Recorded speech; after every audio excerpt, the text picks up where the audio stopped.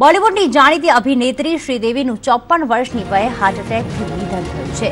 શ્રીદેવી તેમના પતિ બોની કપૂર અને દીકરી ખુશી સાથે દુબઈમાં એક લગ્ન પ્રસંગમાં હાજરી આપવા માટે ગયા હતા।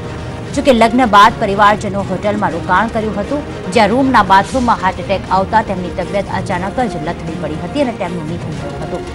અચાનક જ શ્રીદેવીના નિધનથી બોલિવૂડ જગતમાં શોકની લાગણી ફેલાઈ ગઈ છે। શ્રીદેવીનું કુદરતી મોત હતું, તેમ છતાંય પોસ્ટમોર્ટમ કરવામાં આવ્યું હતું। પોસ્ટમોર્ટમની પ્રક્રિયા હવે પૂર્ણ થઈ ગઈ છે। પરિવારને નશ્વર દેહ સોંપ્યા બાદ પ્રાઇવેટ જેટમાં શ્રીનો દેહ ભારત લાવવામાં આવશે। ભારતમાં આવ્યા બાદ શ્રીદેવીનો નશ્વર દેહ અંતિમ દર્શનાર્થે રાખવામાં આવશે। શ્રીદેવીએ દુબઈના અમીરાત ટાવરમાં અંતિમ શ્વાસ લીધા હતા।